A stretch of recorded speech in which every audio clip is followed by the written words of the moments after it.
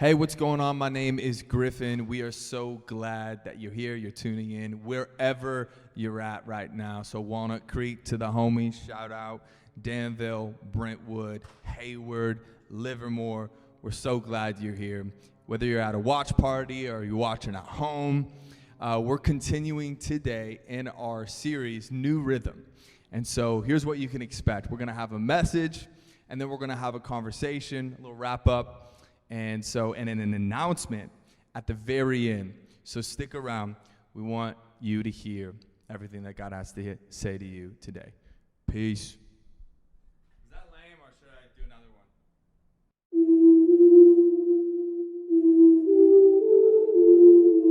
All right, you ready?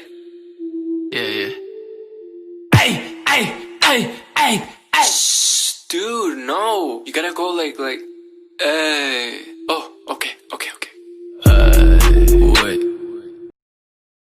What's up, everybody? Welcome to week 2 of our series, New Rhythm. New Rhythm. When quarantine first hit, man, we're all like, you know what? We'll just wait this out for a couple weeks. It'll be good. And now we're realizing this is life. Like, this is our new rhythm, and especially as school starts, especially as we get back to somewhat of a rhythm, albeit a new rhythm, we got to figure out what that looks like. How do we navigate this new rhythm? Probably about 7 years ago or so, we had our first set of kids, and we're like, you know what? We are not going to let these kids slow us down, and we decided we're going to go travel, we're going to go on planes, we're going to do all this stuff. And how many of you know that when you take kids on a plane, it could be very bad? Right? It's not a good thing. Sometimes kids are just crying. They don't do well in planes. And so we're like, dude, we are going to fix that. And we had a perfect plan. Okay, perfect plan. As we're taking off in the airplane, we're going to feed the baby a bottle. The baby's going to be sucking on the bottle so the elevation won't hurt its ears. And then by the time we get to cruising altitude, the baby will be asleep, sleep the whole flight. We will land, and it's just going to be perfect. How many of you guys think that's how it went? Yeah, you're right. It did not go that way. That's not how it happened. And we start taking off, and I'm feeding the baby the bottle, and all of a sudden, as I'm holding this baby, I feel the baby start filling its diaper, right? Filling its diaper, and I'm like, no, this is not good, and I'm trying to ignore it. I'm like, just ignore it. And then the smell started filling, like the aisle, started filling where I was at, and people kept looking at me. I'm like, it's the baby, right? It's the baby. Like they're thinking it's me, and right, so I'm like, I got to take care of this. So I get the baby up, and I'm like, we got to go change this. So I go to the bathroom. You ever been in an airplane bathroom? Right? They're like made for Barbies. They're like so small. So I get in there. I put down the changing table. They have this little table that folds down. As it folds down, I realize that there's no room for me if the table's down. So I'm like sucking in as far as I can. The table's down. I'm trying to change it. It's like leaning halfway up. The baby's rolling. I start like getting to where I can change this diaper, and I realize what had happened is what we in the parenting world like to call a full blowout. Yeah, it's exactly what it sounds like, and everything inside the diaper was outside the diaper, and I'm like, dude, this is brutal. I start like pulling out the wipes. I drop the wipes, but I already have like this table down, so I'm like trying to reach as far down as I can. It's like not working. It was a disaster. I ended up throwing away the baby's clothes. Almost threw away my clothes, right? It was not a good deal. I come out of the bathroom with this baby with no clothes, and everyone's like, what the heck is going on? It was brutal. Fast forward a couple years later, and we're going to go fly with our next child. And right away, as I'm preparing for that flight, I start thinking, going, okay, here's what went wrong last time. Here's how I'm more prepared this time. Here's what I'm going to do better. See, one of the most powerful tools that you and I have is remembering. Remembering can be a very important skill, but the problem is a lot of times we forget to remember. And that's the title of today's message. Don't forget to remember. Don't forget to remember. We're going to be in Mark chapter 8, verse 14. It says, the disciples had forgotten to bring bread except for one loaf they had with them in the boat. Be careful, Jesus warned them. Watch out for the yeast of the Pharisees and that of Herod. They discussed this with one another and said, it's because we have no bread. Aware of their discussion, Jesus asked them, why are you talking about having no bread? Do you still not see or understand? Are your hearts hardened? Do you have eyes but fail to see and ears but fail to hear? And don't you remember when I broke the 5 loaves for the 5,000? how many basketfuls of pieces did you pick up? 12, they replied. And when I broke the 7 loaves for the 4,000, how many basketfuls of pieces did you pick up? They answered, 7. He said to them, do you still not understand? All right. Don't forget to remember. This year has been brutal, right? Raise your hand if you know that 2020 has been a difficult year. Right? It's been brutal. It's not been easy. Right? I think this really sums it up well, right? Check this out. It's the year 2020. I hate this year. What's wrong with this year? This year was supposed to be great. It's madness. It's madness. Inside good. Outside bad. Wash your hands! Does that mean we gotta start buying our own toilet paper? Do you have a plan? I don't even have a plan. It's my family. I miss the coffee house. The nights are the hardest, but then the day comes, and that's every bit as hard as the night. That's such a hard time for me. Right? And all that stuff happened, and we're like, man, it's going to be a great year. Next thing you know, we're like only washing hands, and there's like a toilet paper shortage, and there's all these things, and then all of the fun that was supposed to be in our life is replaced with anxiety, and is replaced with depression, and is replaced with difficulties, and it's replaced with anger, and it's replaced with struggle. We're going through struggle during this time. During 2020, you've been facing adversity, and you've been facing struggle. Now, side note here, adversity is how you get stronger. Like literally as you go lift weights, if you go to the gym, which you can't actually do right now, but if you have gym in your garage and you're lifting, what you do is your muscles are struggling and going through adversity in order to get stronger. So my question is, are you getting stronger? Are you growing right now? If adversity is necessary for growth, are you growing? See, heading into this new season, we have so many things going on. Right? Heading into this new season, we're going to have to have such a tendency to get caught up in our situation and forget to remember. In our passage here, we're looking at, the passage is about these disciples who get on this boat, and they get on this boat, they bring one loaf of bread, and they're like, uh-oh, we forgot bread. We forgot to bring food for this trip, for this journey. And Jesus is like, wait a minute. Just wait a minute here. Right? And it's Jesus, so he starts talking, and as he's talking to them, he's like, wait a second. Watch out for the yeast of the Pharisees and that of Herod. And the disciples are like, what the heck? Like, is he saying this because we don't have bread? Like, that doesn't even make sense. And he's like, wait, are you talking about having bread? Like, I don't understand. And Jesus is like, you don't get it. You don't get it. You don't understand what I'm talking about, because Jesus is talking about something way bigger than bread. Jesus is talking about something bigger than that, and he's done that in his ministry throughout, right? When someone was like, hey, can I have a drink of water? And he's like, let me offer you living water. Right? And they're like, can we have bread? And he's like, hey, I'm the bread of life. See, Jesus is talking about something super big. And here's why, because Jesus cares about your situation, but Jesus cares more about your soul. All right, how's your soul doing during this pandemic? Or are you just concerned about your situation? Are you just looking about what's going on around you? Because Jesus is going, man, there's more. I want you to understand more. I want you to see more. I want you to get more out of this situation than just going like, man, I don't like that I'm stuck at home right now. Jesus cares about your situation, but he cares more about your soul. The disciples didn't get it, man. They're just like, I don't know what you're talking about, dude. And like, bread? So Jesus is like, okay, you want to talk like physical, real bread? Let's talk real bread.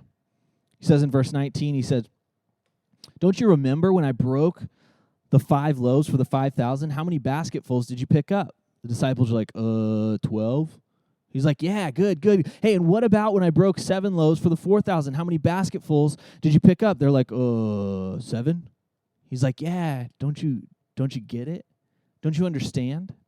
Okay, I want to pause here for a second, man. How many of you guys grew up in church?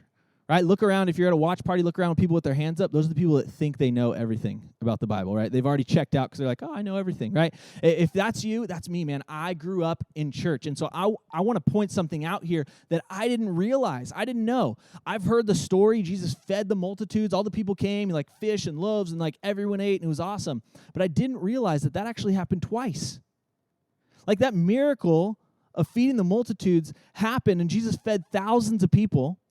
And then 4 months later, he did it again. Right? Why did Jesus do that miracle twice? Right? He did it twice to show us that if he did it once, he can do it again. Right? If he brought hope to your life, if he brought you out of darkness in your life, if he got you through depression, if he got you through anxiety, if he got you through the difficulties that you've gone through when you had an encounter with Jesus, I'm telling you, he can do it again.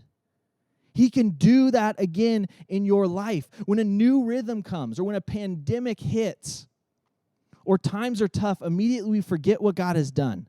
But if God did it once, he can do it again.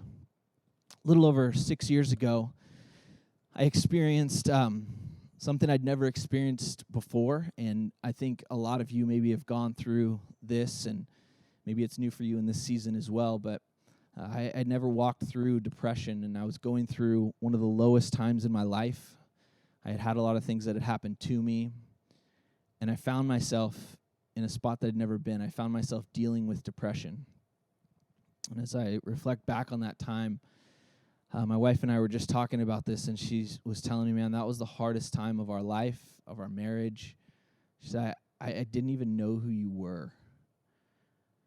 And if you've ever been through depression, you understand what that feels like, and that was me. And I remember crying out to God, just being like, I don't understand who I am. I can't see happiness. Like everything was just a mess. And I remember God saying, hey, just trust me. I'm going to get you through this. We're going to continue down this road, and you're going to come out on the other side. And I remember working through it, and I got through that depression. My perspective changed. Things changed, and I got out of it. And then 3 years later, I remember creeping back in and starting to see the signs of going, okay, this is coming back. I'm dealing with this again. Here it comes. But the thing that I did when I started remembering that, I started remembering what God did. I started looking back and going, wait a sec, if God got me out of the deepest depression, if he got me out of this pit, if he got me out of this place of hopelessness, what I know about God is that if he did it once, he can do it again.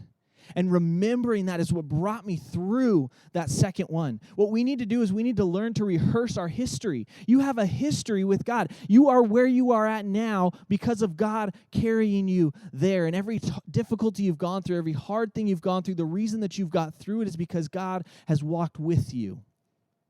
And we need to remember that. We need to rehearse our history. We need to become experts in our own history and go, man, that's where I was, but here's where God brought me. See, the cool thing about the feeding of the multitudes here is that, like we said earlier, God cares about our soul, and that's what God cares about most, but God also cares about our circumstance. Right? The feeding of the multitudes, when he fed the 5,000, when he fed the 4,000, it was purely physical. They were literally hungry. Right? You ever been hungry before? You ever been hangry before? Some of you are hangry right now, right? You need to go eat. Right? People were hangry. It was a physical thing, and so for them, God said, you know what? I want to take care of their situation. See, God knows you're in a situation right now. God knows we're all in a situation right now. And God's saying, I do want your soul, and I want you to learn, and I want you to grow, but also I care about your situation. And the cool thing about God that a lot of times we need to remember and we've forgotten is that he is the one that can actually do something about our situation. All right, we like to complain. We like to go, hey, maybe this is going to fix it and that's going to fix it.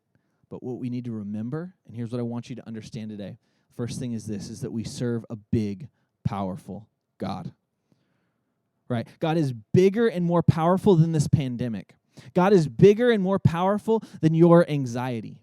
God is bigger and more powerful than your parents' marriage that you've watched crumble before your eyes during the last few months. God is bigger than the loneliness that you're experiencing. God is bigger than the situation that you're facing and the relationship that failed and the issue that you have and the addiction that you're struggling through. God is bigger than all of those things, and that means that when we're experiencing something that's seemingly bigger than we could ever imagine and we're going up against it, we have something bigger and more powerful in our corner. Right? When you're in a bad situation, you want the biggest and most powerful thing in your corner. Right? It's like this. If I was walking in a dark alley at night and I ran up against Jake, right? Jake's coming at me because Jake's like, he would beat me up. Like, I'm pretty scared of Jake, so I'm like, oh, shoot, like, this is happening. He's coming at me. It's a pretty big problem. It's a pretty big issue. You know what I do? That's why I hang around with him. I bring out my friend, Sando. Right? And I bring Sando in it because I don't care how big and bad the problem of Jake is. When I got Sando standing in front of me, the big and bad problem that looks big and bad is nothing compared to the big and powerful solution that we have. When you have God in your corner, it doesn't matter what's thrown at you. And what sometimes we forget is that we serve a powerful God. We serve a God that is bigger than everything. We serve a God that created everything. We serve a God that holds everything in his hand. And when we're allowing God to be the one to push against those things in our life, that's how we're going to be able to get through those things in our life. And if you've never experienced God's power, if you're going, man, what is this power? Maybe you're not a part of church. Maybe you've never grown up in church. Maybe you have and you've just missed it. What I want you to know is that Jesus died on a cross for you. God sent his son, Jesus, to die for you. And to step into God's power and to enter into a loving relationship with him, all you have to do is accept what Jesus has done on your behalf. And there is no better time to do it than now. We need God the most when we don't have anything and we're at a spot where we're dead and we're gone and we're like, what is the future even going to be like? And God's going, hey, I have that hope. And if you've never experienced God's power, maybe you need to take that first step today and enter into a relationship with him through Jesus. See, we serve a big and powerful God. We remember so that we can do a few things, and here's what I want you to know, why remembering is so important. Don't forget to remember, because we remember so that we can see hope. See, we all need hope right now. Right? When we pause and remember God and what God has done, we're able to see hope. We're able to see what's right in front of us when we stop and remember. It's like that game Clue. You ever played Clue before? The clue is literally in front of you, and it's not until you put up that little red magnifying glass that you can actually see it. What we need to do is we need to put on the red magnifying glass of remembering so that we can see the hope that's in front of us. Because when we remember what God has done and we remember where he's brought us through and we remember that he is all-powerful, we're able to see the hope that's in front of us. We remember so that we can see the hope. We also remember so that we can trust his power. See, we're all like, how are we going to get through this? This is so hard. This is so difficult. And then we realize God's always got us through. And we're able to trust him. When you know that God's good on his promises, when God says, hey, listen, I have a plan for you. I want to bless you. I want these things to happen in your life, and I want you to get through this. It doesn't matter what you're going through if God said you're going to get through. And what we need to do is trust that. But when we remember, we're able to trust because we know that he's good on his promises. Are you following? Are you tracking? I know there was a lot of like, if, then, now, how, wow. Little Dr. Seuss in there. But listen, if you understand what God has done, it helps you get through to the next thing by remembering and trusting his power. And the last thing it does for you is it's this. It helps you realize that you need God. We cannot do it on our own. This is why I love the feeding of the multitudes. This is how cool it is that when everyone's going, man, we're starving, we're hungry, what do we do? The disciples said, hey, everyone's hungry. And Jesus is like, okay, can you get some food? And they brought the bread and the fish. And the disciples had this, and they're like, okay, this is it. This is all we have. There's so many people, this isn't ever going to work. And while they had it in their hands, they're like, I can't do this. I don't know what to do. And Jesus said, no, give it to me. And it wasn't until they placed it in Jesus' hands that the miracle happened. Don't miss this, guys. Don't miss this. You cannot do it on your own. I don't care how big the mountain is in front of you. I don't care how overwhelming it is. In those moments is when we decide we're going to do this on our own. And I'm here to tell you right now, if you don't hear anything else, I want you to know you cannot do it on your own. Dang, that's very discouraging, Todd. That's not very uplifting. You're supposed to pump me up and tell me I can do it. But the truth is that you can't. And I'm not going to lie to you and tell you that you can do it on your own. What I'm going to tell you is the only way you can do it is through God. As we enter this new season, as we enter this new rhythm, as we enter this school year, the continuation of quarantine, this next season of life, whatever it is, you need to give it to God. You need to surrender to God. You need to be able to remember that the God who's done it once can do it again. And you need to give yourself over to him and give up and say, listen, I'm done. I'm sick of trying to do it on my own, and I'm sick of having the control. I'm going to hand you the controls to my life, to my future, to my situation. And I'm going to trust that you are good on your promises. Listen, guys, God is good. God is loving. And as we enter to this new season, my prayer for you is that you would rest in him, that you would find your hope in him, and that you would surrender to him. Maybe for the first time, maybe for the 100th time. Let's pray. Lord, thank you so much for this reminder, God, that you had to remind the disciples of, and you're like, hey, listen, I know you're freaking out about the fact that you only have one loaf, but guess what? I've done this before, and you've seen it and you've witnessed it. Don't forget to remember what I've done. God, we pray that over us right now, that we would remember your greatness, your goodness, your power, and that we would surrender to that in our lives today. We love you, Jesus. We pray this in your name. Amen. Well, Anyways. hey, the heart behind this portion of our service is to create a conversation, a dialogue with one another. And so we don't want the sermon to just end and for not to continue on with the conversation. We believe that the real growth happens, the real movement happens in our life when we really create a dialogue. And we so believe. We believe. We'll see you do it again. And we're going to do it again and again. Anyways, so we have a few questions for you guys to kind of kickstart a dialogue. Yeah. But the first one is this, and it's really based in our series as a whole, new rhythm. Oof. And so with that new rhythm, there's a lot of new things that have come into our life that we haven't expected. Some of it hasn't been super great, super good. Not at all. I would describe it as kind of terrible for a lot of people. Horrible. And so with that, what has been the hardest thing that you've gone through this year, or the hardest lesson that you've had to learn? Is your mic on? Yeah, it's on. It seemed like light, like it didn't have batteries. So unsure it about felt like that. It didn't have batteries in it, but it does. Wow. So nice. Are we pausing? Pause. Welcome back. Welcome. We loved that time of discussion. Man, how So good that was to be a Tears. part of that. It's beautiful. Question number 2 is this. We're talking about how God has done some really amazing things for us, and how because of that, remembering that, we know we have faith that he is going to do them again. So my question for you, and this could be a tricky one. A lot of you are probably out there like, when I say this question, my question is, what is a good thing God has done for you in your past? Not in your past life, but like within the lifetime you're living now, what's a good thing God's done for you? And if you're someone who's like, nothing, that's not true, bro. Yeah, look closer. Look closer. Look closer. There's Ready, some good stuff out there. set, pause. Yes. Pause. Pause. Like literal, like Pause. like dogs have paws. Yes, they do. Can we get a graphic?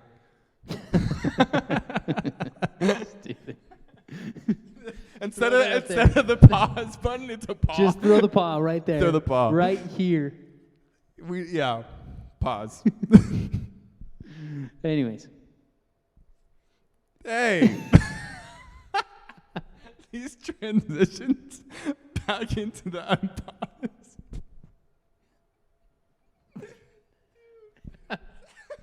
It's been wild being paused for so long. It felt like forever. Hey, we're back. Oh, man. Hey, last question for you. I know you're just having the best discussion right now with your friends, or you're having a discussion with yourself. Maybe you're writing this down in your journal, reflecting, self-reflection. So good. Or talking to yourself in the mirror. Or talking to yourself That's in the the thing. mirror, Or which your is cat. great for Yeah. you. But here's the last question, is we're talking about how do we remind ourselves of what God has done in the past. Right. A lot of hand motions, and the past, and now we're moving into how can we remind ourselves now present of all those things on a practical level on a daily basis. So the question is, how can you remind yourself on a daily basis what God has done in the past? Pause. We we're back. We're having a great time with this service. Man, it felt like we were gone for so long. And Wow. we just wanna say thanks for joining us today. And also, we want to remind you or let you know about something that you'll be receiving a lot of information on, and that is we are going to be doing an official kind of celebration of school starting, mixed in with like people are moving into new grades. 5th graders are now 6th graders. That's crazy. Yeah. So we're going to be doing this thing that is a drive-through event. It is called our Aloha Drive-Through. And the reason it's called that is because Aloha means both hello, Yes. Hello. and goodbye. And that goodbye. is hello to what's coming, hello to what's new, goodbye to what was, goodbye to what isn't Our anymore. friends in the editing room, could we get another graphic graphic up there. up top here? Imaginary with the graphic. definition. Not the Urban Dictionary So- definition, but the Oxford Dictionary Yes. definition. But that's the only thing that we wanted to let you know about. Yeah. Stay tuned for next week's online service discussion. And this is not a pause. This is a Debrief. goodbye. Don't pause. This is goodbye. This is a see you later. See you We don't later. say goodbye here. We say see you you later. later. See you next week, y'all.